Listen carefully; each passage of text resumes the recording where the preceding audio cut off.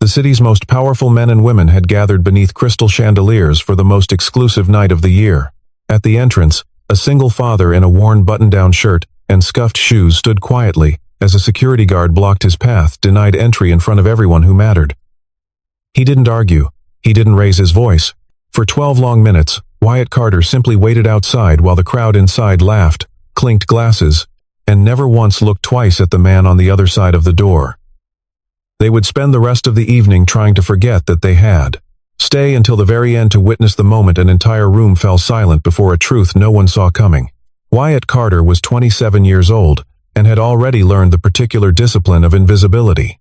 He knew how to move through a building without being noticed, which stairwells were camera blind spots, which hallways echoed, which ventilation panels hummed at a slightly wrong pitch that indicated a loose bracket somewhere upstream. He had spent the past 14 months working the overnight maintenance shift at Callaway Corporate Center, arriving at 10 in the evening and leaving before the first office lights blinked on.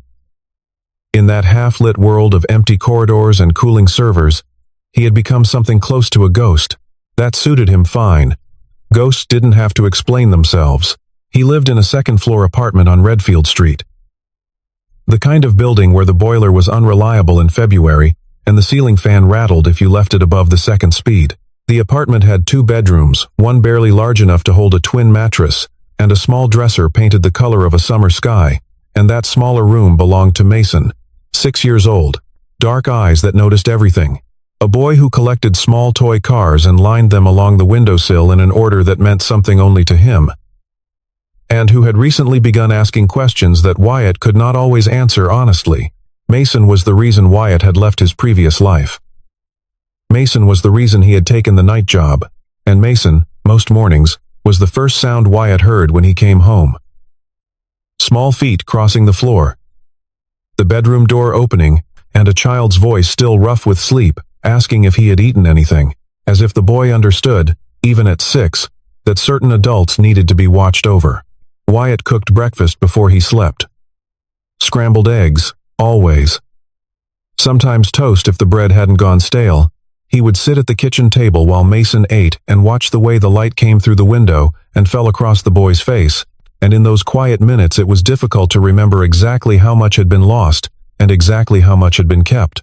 3 weeks before the gala, a plain white envelope had appeared in Wyatt's work locker. No postage, no return address. Inside was a single card-heavy stock, embossed logo of Nexarion Technologies at the top, and a printed line that read, "You are cordially invited to attend the Nexarion Annual Leadership Gala," and below that, typed in a smaller font, "Your presence is requested." No formal name filled the guest line, no table number, just those 2 sentences and a date. He had held the card for a long time, turning it over in his hands. Then he had slipped it back into the envelope and gone home to make breakfast. But the date had stayed with him. Nexarion Technologies. He knew that name the way a man knows the address of a house he grew up in and no longer enters. He had known it for 3 years. He had built things inside it, architecturally invisible things, the kind of structural work that no one celebrates because no one sees it until it fails. And then, 18 months ago, he had walked away, or been pushed. The distinction had blurred in the time since. The night of the gala, Mason was at his grandmother's house across town. Wyatt had kissed the top of the boy's head and told him to be good, and Mason had looked up at him with that particular gaze, alert and measuring, and asked where he was going. Wyatt had said, "Just to check on something." Mason had considered this, then handed him one of the small toy cars from his collection, a silver one, slightly dented on the roof. "For luck," the boy said, in a tone that was wholly serious. Wyatt had put it in his shirt pocket. He drove to the Meridian Grand Hotel and found a parking space 3 blocks away because the valet line stretched half around the building. He sat in the car for 4 minutes without moving. Then he got out and walked toward the light. The Meridian Grand had been built in an era when architectural ambition and money arrived simultaneously, and no one thought to ask either of them to be quiet. Its facade rose 12 stories in pale stone and arched glass, and on this particular Friday evening in late October, every window on the ballroom level blazed gold against the dark sky. A red carpet ran from the curb to the entrance. Men in black ties clustered at the base of the steps. Women in floor-length gowns passed through the glass doors as though the evening had been designed specifically to contain them. Nexarian Technologies was the kind of company that had learned to perform success as fluently as it pursued it. Founded 8 years ago, in a rented office above a dry cleaner on 4th Street, it had grown into one of the fastest-moving enterprise software firms in the region. Its CEO was 26 years old, which was a fact that publications mentioned constantly, and she herself never did. Eleanor Hayes had the bearing of someone who had long ago decided that the fastest way through a room was a straight line. And she moved that way always. No deviation, no pleasantry that wasn't purposeful. Tonight she stood near the center of the ballroom, receiving introductions she didn't need, and remembering names she already knew. She wore navy blue. Her hair was pulled back. At her shoulder, within comfortable speaking distance, stood Dominic Blake, Chief Operating Officer, 41 years old, the kind of man who arrived at the right answers through an exhausting process of making himself the most important person in every conversation. Dominic had orchestrated much of tonight's program. He had selected the catering, approved the guest list, and chosen the presentation order for the evening's data, showcase a live financial projection sequence that would run on the main screens behind the stage, while Eleanor addressed 240 guests. He had been meticulous about every detail. He was a man who understood that control was most powerful when it appeared natural. Wyatt reached the entrance at 8:17, which was late enough that the flow of arriving guests had thinned to a trickle. The 2 security guards at the door were young and broad-shouldered, and had the practiced stillness of men who had learned that stillness communicated authority more efficiently than movement. One of them stepped forward as Wyatt approached the carpet. "Invitation," the guard said. Not a question. Wyatt reached into his jacket pocket and produced the white envelope. The guard opened it, scanned the card, and his expression did not change, but something behind his eyes performed a small recalibration. He looked at Wyatt's shirt, a plain blue button-down, clean but visibly old, the collar slightly softened from too many washes. He looked at the shoes. He looked back at the card. "There's no name on this," the guard said. "I know," Wyatt said. "I need a registered name to confirm your entry." "This isn't sufficient." The guard handed the card back, with the particular finality of someone who has decided and does not anticipate revision. A small cluster of guests who had been waiting behind Wyatt shifted and murmured. One of the women in the group, silver-haired, in a white gown, the kind of person who had perfected the art of dismissing without appearing to look, said something quietly to her companion. Her companion laughed. Wyatt heard it. He kept his face neutral. "If you'll step to the side, sir. You're blocking the entrance." A man behind the first guard moved forward, older, with the deliberate cadence of a supervisor who has handled these moments before. He glanced at the envelope in Wyatt's hand, and then at Wyatt himself. And his assessment was brief and final. "This event is by confirmed guest list only. I'm going to have to ask you to move on." From somewhere near the entrance a voice drifted out, light, social, the specific register of a joke landing well among people who are already disposed to laugh. Crystal clinked. The doors breathed open briefly as a pair of guests pushed through from inside. And for just a moment the warmth and light of the ballroom spilled outward and was gone. Wyatt stood exactly where he was. He did not argue. He did not produce any further documentation or offer any explanation. He simply looked through the glass doors at the space beyond the long tables, the screens at the far end of the room running preliminary graphics, the slow drift of formally dressed people between the conversation clusters, and his expression was that of a man reading something in a language he helped invent. "Sir." The supervisor's voice had developed an edge. "I won't ask again." Wyatt took one step back from the carpet. Just one. He stood on the sidewalk and put his hands in his pockets and watched the doors. The silver car from Mason's collection pressed gently against his sternum from the breast pocket. He let it. The crowd at the base of the steps had thinned, but the ones remaining had noticed. The woman in the white gown had positioned herself at a slight angle that suggested she was not watching while ensuring she missed nothing. A younger man near the valet podium had his chin lifted in the particular way that people lift their chins when they want to confirm they are not part of something without entirely looking away from it. None of them spoke to Wyatt. He had been in rooms where silence was a verdict before. He understood its grammar, the way it pressed from all sides at once. The way it required a person to either shrink into it or to simply exist in it without apology. He had learned, over the past 3 years, to choose the second option. It was not always easy. Tonight, it was easier than he expected. Inside his chest, beneath the ordinary surface of the evening, something older was moving. He remembered the first time he had walked into a Nexarian office, not through a service entrance, not at 10 at night, but through the front door. Early in the morning, 24 years old and carrying a laptop bag and a notebook full of diagrams. He had been hired as a systems architect. The title had felt enormous then, had felt like proof of something he had worked toward since he was 17, and had taught himself network protocols from library books, because his high school didn't offer the course.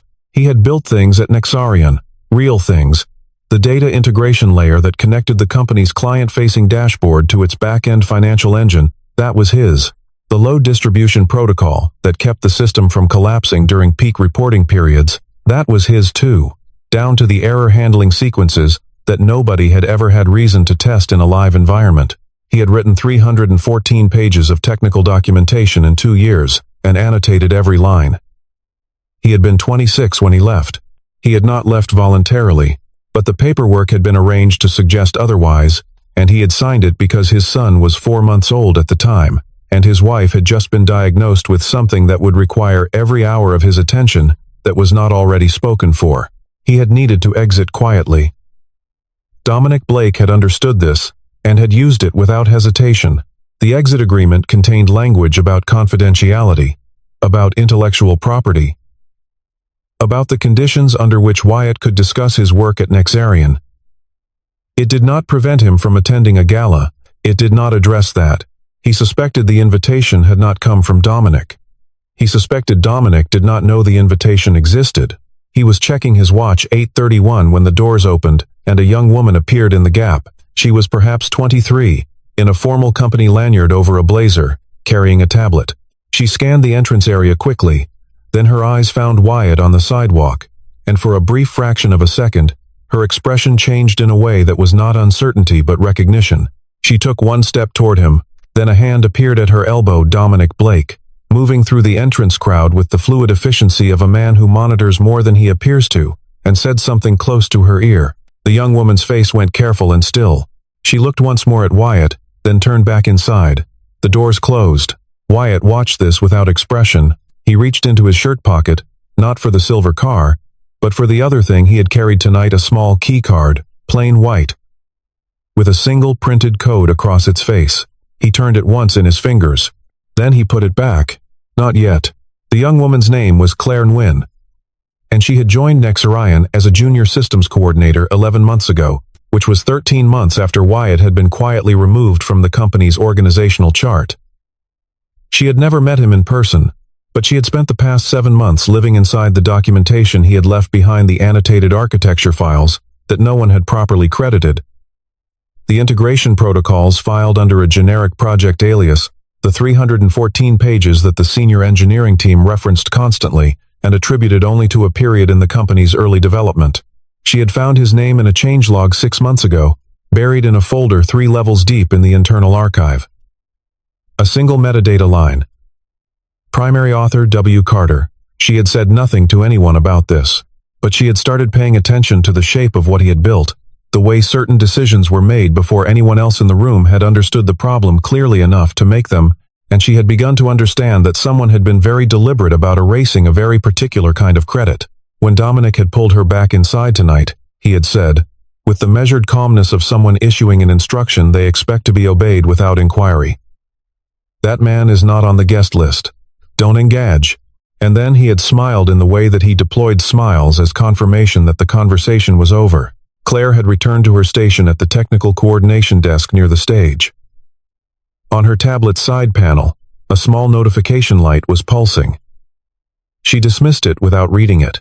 On the screen where the presentation sequence was queued, the live data module was showing green across all checkpoints. She studied it for a moment longer than she needed to, then looked toward the ballroom doors. Outside, Wyatt's phone had vibrated in his pocket 3 times since he arrived. He had not answered. The number was an internal Nexarian line, one of the legacy lines that had been in the company's phone infrastructure since the early days, when the exchange was smaller and the numbers were shorter. He had recognized it immediately. He stood on the sidewalk and watched the hotel entrance and let the city move around him. Taxis. A couple walking past arm in arm, arguing softly about something that sounded important to them and would probably not be important tomorrow. The faint bass of the ballroom music, muffled behind glass and stone and distance. At 8:49, the ballroom's ambient sound changed. Not dramatically, not in any way a person outside would have registered. But Wyatt had spent years listening to systems, and he heard the difference between the low sustained hum of electronics performing correctly and the particular frequency that follows when something critical has stopped being correct. It was the sound of a threshold crossed. He straightened slightly. His hand moved toward his pocket. Then the doors burst open, not from a departing guest but from a young engineer in a company badge and an expression that had left composed somewhere on the other side of the evening, and Wyatt heard, clearly across the cold air between them, the words, "The projection system is down. We can't recover the financial feed." Inside the Meridian Grand Ballroom, the evening had fractured. 240 guests had arrived at their seats for the formal presentation segment of the program, the showcase that Dominic had positioned as the centerpiece of the night, the moment when Nexarian's 5-year financial trajectory would be displayed in animated real-time graphics across the twin screens flanking the main stage. It was meant to be impressive. The software that powered it was, in fact, genuinely impressive. A live feed integration that pulled from 3 separate data sources simultaneously and rendered them into a unified display with sub-second latency. Wyatt had written the original framework that made that possible. A later team had built the visual interface on top of it without, apparently, reading his latency failsafe documentation carefully enough. The screens had gone dark at 8:51. Not black, something more specific than that. A cascade of frozen frames, each one offset by 3 seconds from the last. So the display showed the same graph fragmented across 4 ghost images, overlapping and contradicting each other.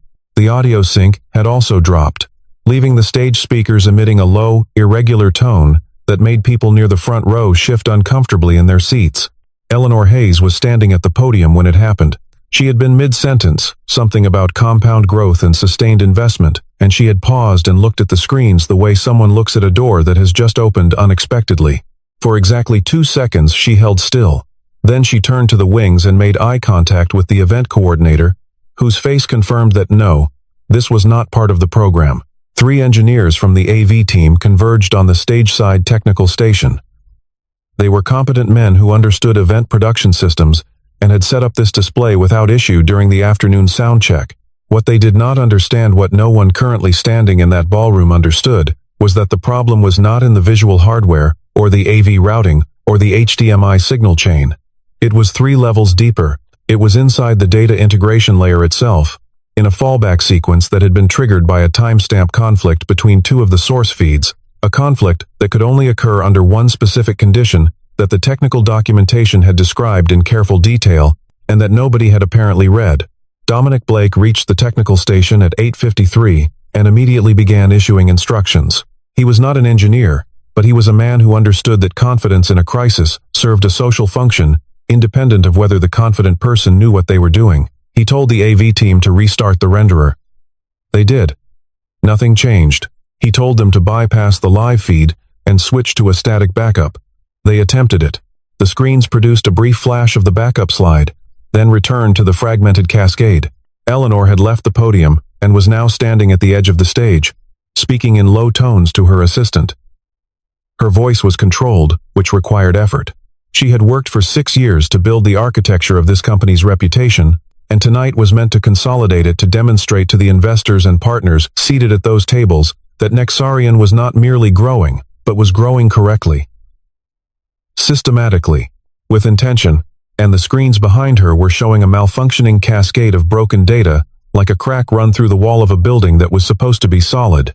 Someone in the audience laughed, not cruelly, or perhaps a little cruelly, the kind of laugh that escapes when discomfort needs somewhere to go. A table near the back began a murmured side conversation. The room's temperature, socially speaking, had dropped several degrees. At the technical station, one of the engineers pulled up the system log and stared at it with the expression of a person reading a text in a language they half know. He could see where the error was. He could not understand why it was there, or what the correct path out of it looked like. The documentation, he would say later, was not the version currently filed in the company archive. It was an older version, a more complete version, and no one in the room had access to it. No one in the room. The engineer who had burst through the doors, his name was Trevor, 24, 8 months with the company, was still standing on the entrance steps, trying to get a signal on his phone when the man on the sidewalk walked past him. Not past him exactly. Through the gap between him and the doorframe, with the precise ease of someone who has calculated the geometry of available space and committed to moving through it before anyone has had the opportunity to object. The security guard at the door turned, opened his mouth, took a half step forward. Wyatt was already inside. He walked through the lobby without slowing. He was oriented, had been oriented since before he arrived, from memory and from the floor plan that had not meaningfully changed in 3 years because the Meridian Grand's ballroom level had not been renovated in that time. He crossed the lobby, turned left at the coat check, went through the service corridor door that required a key card with the right access level, and used his. The technical station was stage right, behind a black curtain screen, at a 45-degree angle to the main screens. He stepped through the gap in the curtain and stopped 2 feet from the nearest AV engineer, who looked up with the expression of a man who has been surprised, but cannot currently afford to process it. "Show me the system log," Wyatt said. The engineer stared at him. Dominic Blake turned from the other side of the station, and something moved through his face, a recognition that preceded understanding, and then the understanding, and then something that was not quite alarm but was close to it. "Who let you in here?" Dominic said. Not a question. Wyatt was already at the keyboard. "The log," he said again. To the engineer. And not to Dominic. The engineer, operating on some instinct that defaulted to whoever seemed most certain, turned the screen toward him. Wyatt read for 11 seconds. No one spoke. The irregular tone from the stage speakers continued its low, uncomfortable pulse. Then Wyatt straightened, typed 4 lines into the command terminal, waited 3 seconds, typed 2 more. On the main screens, visible even from behind the curtain through the gap at its edge, the cascade of frozen frames collapsed into black. Then, cleanly and completely, the correct display came back, the financial timeline, animated, synced, running exactly as it had been designed to run, as if the preceding 7 minutes had been a brief, rude interruption to something that was always going to work. There was a sound from the ballroom, not loud. More like the collective exhale of 240 people who had been holding tension in their shoulders without knowing it. Dominic said, "You don't have clearance to be here." The timestamp conflict was in the fallback handler, Wyatt said, still to the engineer and not to Dominic. "There's a known issue when both source feeds push an update within the same 3-second window during a live render. The failsafe trips instead of queuing.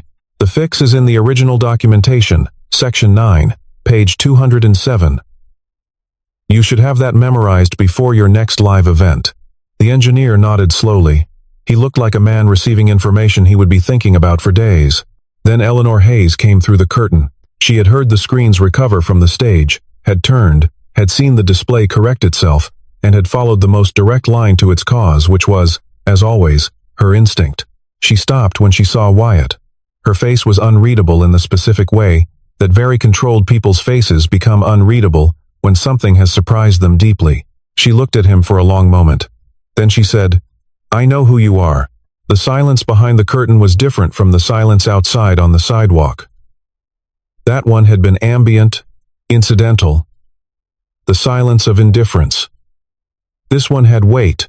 It pressed against the air between Wyatt and Eleanor and Dominic and the 2 engineers who had gone very still, aware that something was shifting in the room that was above their pay grade and possibly above everyone's. Eleanor Hayes had not come to lead Nexarian by being slow to connect information. She had reviewed the company's foundational architecture twice in the past year, once when a client had raised questions about the integration system's scalability, and once when she had begun to notice that the technical team's answers about the system's original design were consistently vague in a way that felt like a structural gap rather than a knowledge gap. She had asked Dominic, on both occasions, to produce the primary authorship records. On both occasions, the documentation had come back attributed to a team effort during the company's early development phase. She had found this unsatisfying but had not yet found the lever. "Wyatt Carter," she said. The name was not a guess. She had found it 3 weeks ago in an archive folder that Claire had quietly flagged in the internal system, a flag small enough to appear accidental, deliberate enough to be found by someone looking. Eleanor had been looking. Wyatt held her gaze. "Yes, you built the integration layer." The load protocol. The fail-safe system. She said it the way she said things she had confirmed. Not as a question, but as an inventory. The original versions, he said. Yes. Dominic moved. Not dramatically, he was too composed for dramatics, but he moved to a position slightly between them. Slightly forward. With the body language of a man placing himself in a conversation so that he can steer it. Wyatt left the company under a mutual separation agreement. His contributions were accounted for in the terms of that agreement, and the intellectual property was formally transferred at that time. There is nothing here that requires. The separation agreement did not require you to remove his name from the internal documentation, Eleanor said. Her voice was exactly the same temperature it had been before. That was the part that made Dominic go quiet. That was a choice. Made separately, Dominic said nothing. I've been trying to locate the primary author of the foundational architecture for 8 months, Eleanor said. She was still looking at Wyatt. I was told there was no single author, that it was built iteratively by several people. That's partially accurate, Wyatt said. Several people refined it. I built the core. The 314 pages in the original documentation file have my name in every changelog. The version currently in the company archive has been edited. He paused. You can check the file creation timestamps. They don't match the modification dates. Someone went in after the original was filed. In the 11 seconds that followed, Dominic Blake's career at Nexarion ended, not with anything dramatic, not with a confrontation or an accusation, but with the specific stillness of a person who has run out of plausible narrative and knows it. Eleanor did not look at him. She kept her gaze on Wyatt. Why did you come tonight? She asked. He considered this. I got an invitation. And I wanted to see if it still worked. He meant the system. He may have meant something else as well. He did not clarify. Through the gap in the curtain, the ballroom was still recovering its social equilibrium. Guests had returned to conversation. The screens ran cleanly. No one on the other side of the curtain yet understood what had just happened in the space behind it. But the evening had shifted its weight in a way that 240 people would sense without being able to name. Eleanor excused the 2 engineers with a look. They left with the grateful speed of people who have been present for something they did not entirely witness. The 3 of them, Eleanor, Wyatt, Dominic, stood in the technical enclosure. And the air between them organized itself into the shape of a reckoning that had been waiting 18 months for a room. Dominic spoke first, because Dominic always spoke when he was losing ground, on the theory that words were a way of holding it. The intellectual property transfer was legal and documented. His work was compensated. Everything else is a matter of internal file management that I can explain to any. Dominic, Eleanor said. Just the name. He stopped. She turned to Wyatt. Tell me what you want. And here was the thing that Wyatt had not entirely prepared for, not because he lacked an answer, but because the question, from her, carried a weight of genuine intent that he had not expected tonight. He had arrived to see if the system still worked. He had not arrived expecting to be asked what he wanted by the one person in the building who could actually deliver it. He thought about it honestly. Credit, he said. Formal attribution in the company record. Public acknowledgement. If you go forward with any patent applications that use architecture I designed, my son is 6 years old. When he's old enough to understand what I did here, I want there to be a record he can find. He paused. That's all. Eleanor looked at him for a long time. Then she looked at Dominic in a way that was a conclusion rather than a question. And Dominic, who had read rooms professionally for 20 years, understood that he was reading this one correctly, and that it did not contain any version of the next morning where he still held the title he had held this morning. We'll need your formal review of the documentation, Eleanor said to Wyatt. Not tonight. But I'd like to begin that process. I'll think about it, Wyatt said. She nodded. It was not the answer she wanted, but she accepted it the way she accepted most things she could not immediately resolve, by filing it in the correct place and returning to it with more information. Dominic left the technical enclosure quietly, which was the only option available to him, and the sound of his departure was the sound of a lock disengaging from the inside of a room that someone had just vacated permanently. Wyatt walked back through the ballroom. And this time, no one stopped him. He moved through the tables with the same unhurried economy he used to move through empty hallways at midnight, and people stepped aside without entirely knowing why, responding to some quality in his bearing that communicated a kind of settled authority, the kind that doesn't need a title on a lanyard to be real.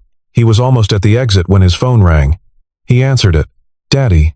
Mason's voice, high and clear and utterly alert in the way that 6-year-olds are alert at 10 in the evening when they are supposed to be asleep at their grandmother's house. "Grandma said you would come get me."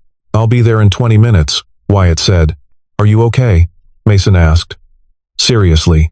Wyatt pushed through the glass doors into the cool October air. The entrance was nearly empty now. The late evening crowd had moved inside hours ago, and the red carpet was beginning to look slightly forlorn, as formal things do when the occasion has moved past them. He stood on the steps and looked out at the lit street and the ordinary darkness beyond it. "Yeah," he said. "I'm okay. Did you check on the thing?" "I checked on the thing. Was it okay?" He reached into his breast pocket and found the small silver car, slightly dented on its roof. Held it lightly in his palm. "It was okay," he said. "Come on. Get your shoes." He was at the bottom of the steps when the doors opened behind him and Eleanor Hayes came out. She stopped when she saw him on the sidewalk, and there was a moment of simple coincidence. Two people finding themselves in the same outdoor air after an evening of pressure and performance and revelation, and neither of them spoke for a second. Then Eleanor said, "I'm sorry about the door." Earlier, it was an unusual thing for her to say. He understood that. People with her particular authority rarely offered apologies for the actions of their organization, because doing so required acknowledging that the organization had failed in a way they could not account for. That she said it anyway, plainly, without qualification, told him something about the quality of her attention. "It wasn't your call," he said. "It was my building," she said. "My event. My people." He considered that. Then he nodded once. The kind of nod that accepts something without making it larger than it needs to be. He put the silver car back in his pocket and started walking toward the parking garage, 3 blocks north. Behind him, through the glass, the ballroom was still full of light. The screens were running perfectly. 240 people were finishing their evenings in the warm certainty that everything had gone exactly as planned. He thought about the offer on the drive to his mother's house. Eleanor's voice in that steady, direct register, "I'd like to begin that process," and what it implied. A return? A re-entry? A correction of the record that would require him to spend time inside those walls again, to sit in those rooms and speak at those tables, to perform the role of someone who had been wronged and had now been formally rehabilitated. He thought about it seriously, which it deserved. He parked outside his mother's house and sat in the car for 2 minutes, running the question carefully through the available evidence. What he had wanted from the evening record, a name his son could find, he had already set in motion. Eleanor would handle the rest because Eleanor was the kind of person who handled things, and she now had both the information and the motivation to handle this one thoroughly. What he did not want, what became clearer with each quiet mile of the drive, was to go back. Not because he was bitter. Bitterness, he had learned, was expensive and inefficient, but because the life he had built since leaving was his own in a way that the previous one hadn't been, and the people who would need a piece of it going forward were people he chose deliberately, not people who had simply placed themselves in his orbit and assumed his attention was part of the landscape. The front door of his mother's house opened before he reached the porch. Mason was standing in the doorway in his socks and a sweatshirt that was a size too large, holding a toy car in each hand, 2 of the others from the windowsill collection, as if he had been conducting some internal inventory in Wyatt's absence. He looked at his father with that careful, measuring gaze. And then he came down the steps and walked straight into Wyatt's arms without a word. Wyatt held him for a moment. The boy smelled of the particular combination of soap and something warm and slightly sweet that was just the smell of Mason, the way certain smells anchor you to certain truths. He felt the thin weight of him, the specific warmth. "You're late," Mason said, into his shoulder. "I know. I waited up. I know you did." He carried the boy to the car.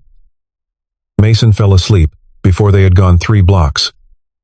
Which was the way it always went, all that bright wakefulness, collapsing the moment the waiting was over.